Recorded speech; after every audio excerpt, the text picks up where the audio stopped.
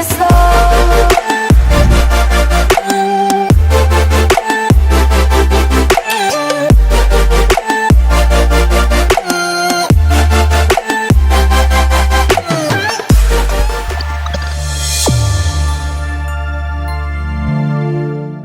Is the meaning of a market, and I have prepared a very beautiful flowchart for you. Please, my request to you will be attentive and please prepare your class notes along with me only. Time is running like anything. June and December will again come, and you have to spend so much amount on the fees, examination fees, and all that. So if you want to save your 6 months, please take out your highlighters. I am highlighting each and every point in my class, in my notes. So please prepare the class notes and please highlight them.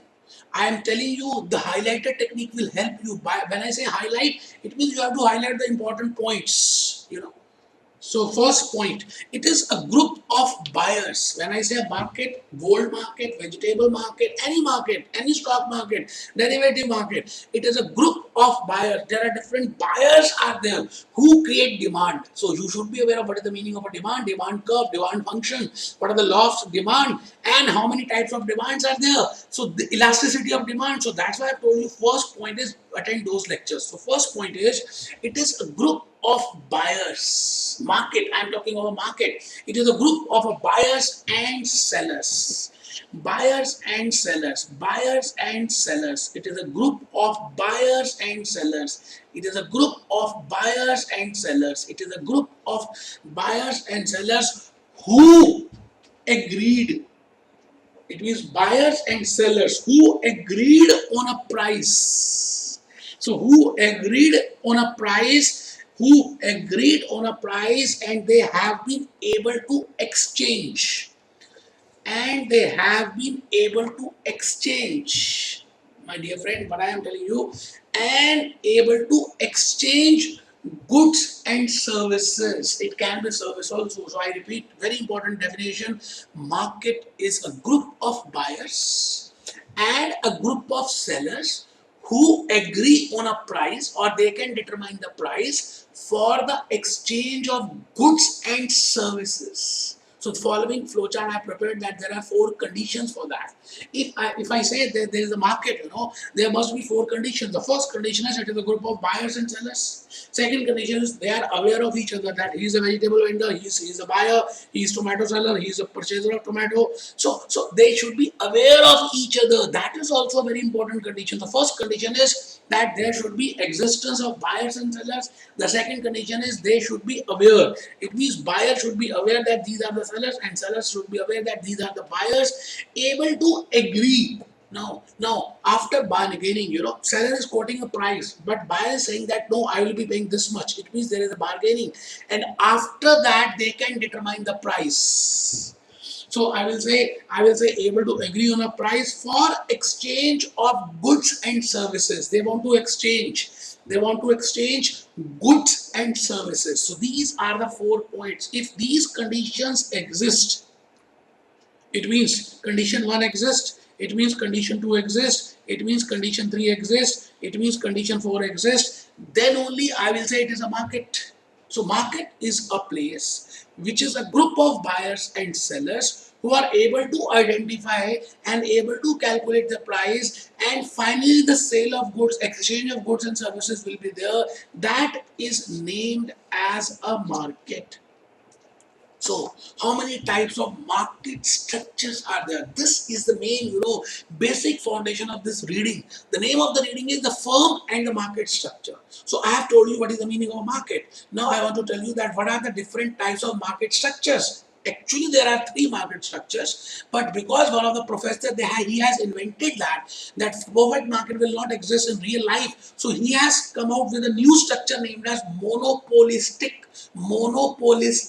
So no doubt, as per the CFA curriculum level number 1, you have to take into account 4 structures. There are 4 market structures. The first is perfect competition. The second is monopolistic competition. The third is oligopoly, and the fourth is pure monopoly. It means when there is a huge competition among the buyers and the sellers, I will say it is a perfect market competition. And when there is no competition, I will say competition does not exist. I will say it is a pure monopoly. So I will start from here, from the huge market competition, and then the competition will start decreasing. It means there's a huge market competition and perfect competition. But if I see monopolistic, there is a less competition as compared to perfect. Because as per the professors, as per the economists, perfect market is a market which actually does not exist in reality. It is very difficult to exist that. No point, no problem. So we will be discussing the perfect market. Then what are the features of perfect market? How we can say that this is the perfect market? The second market is monopolistic.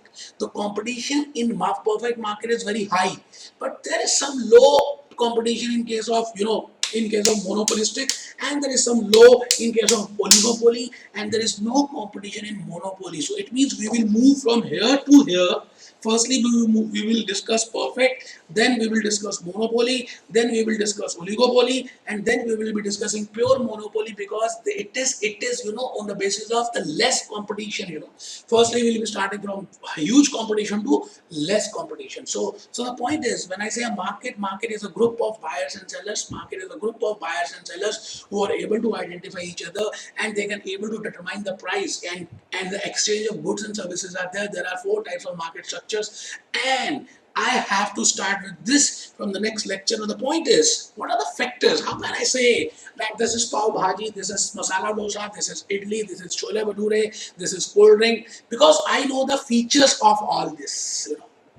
I know that even if I'm eating pav bhaji by closed eyes, I am aware that this is a pav bhaji or this is a masala dosa, because my mind knows that these are the features of masala dosa.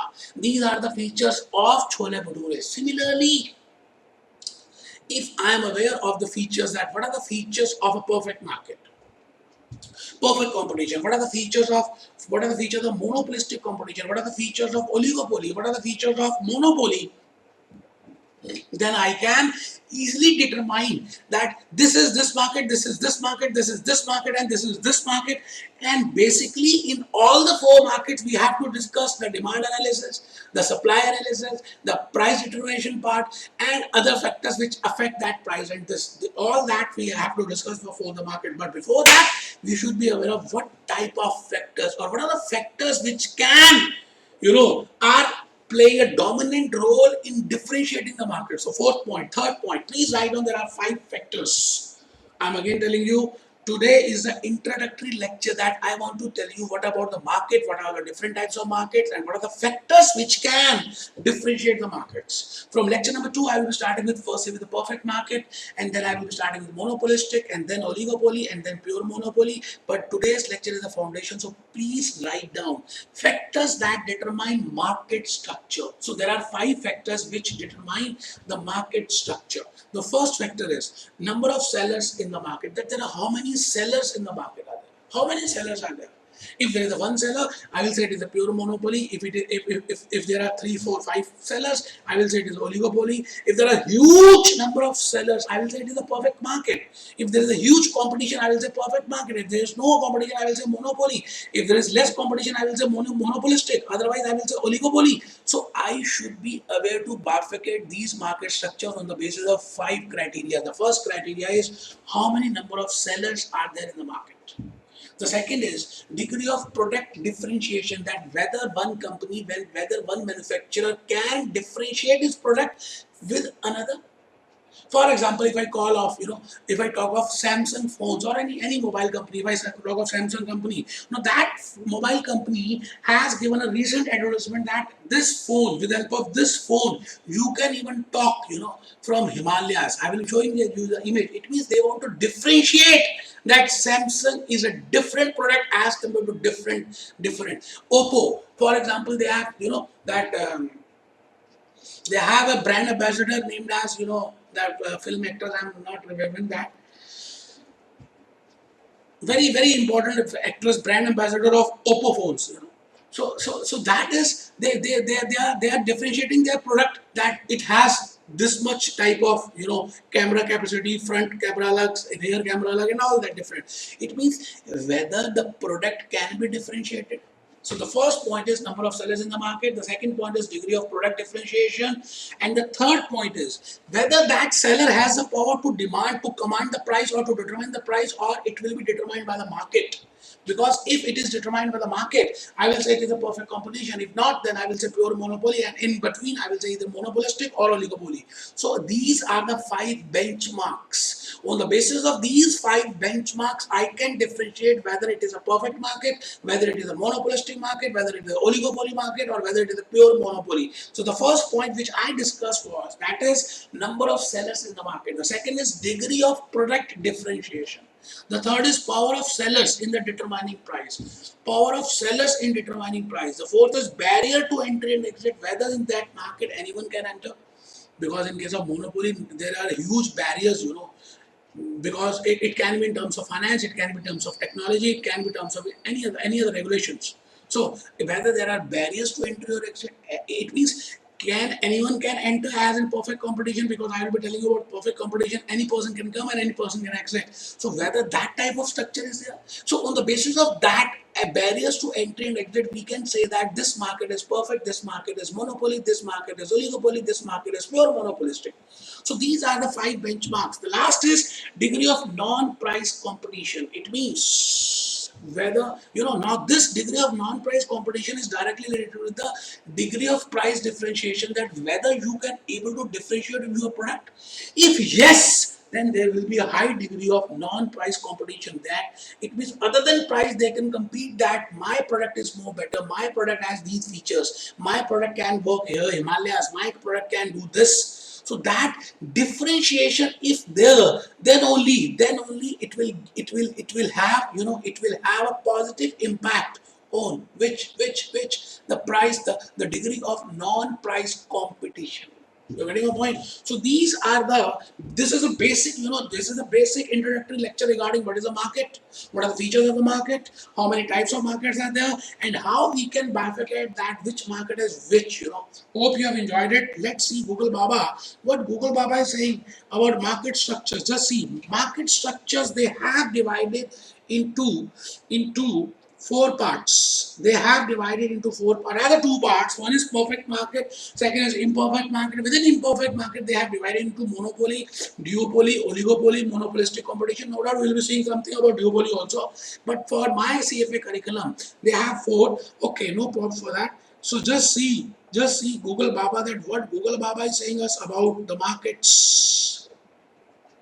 The 4 type of market structures, the 4 type of market structures, the 4 types of market structures. And in these 4 types of market structures, monopoly, oligopoly, monopolistic, I will be bifurcating, I will be preparing a table in regard to number of sellers, in regard to product differentiation, in regard to pricing power, in regard to non-price competition, and then we will discuss it, we will fill up that table, and we can easily find out that how we can calculate this. Just see whether we can differentiate by product. For example, Samsung, that those people are differentiating that yes, my phone can be workable in Himalayas. So this type of differentiation will help us in determining non-price competition.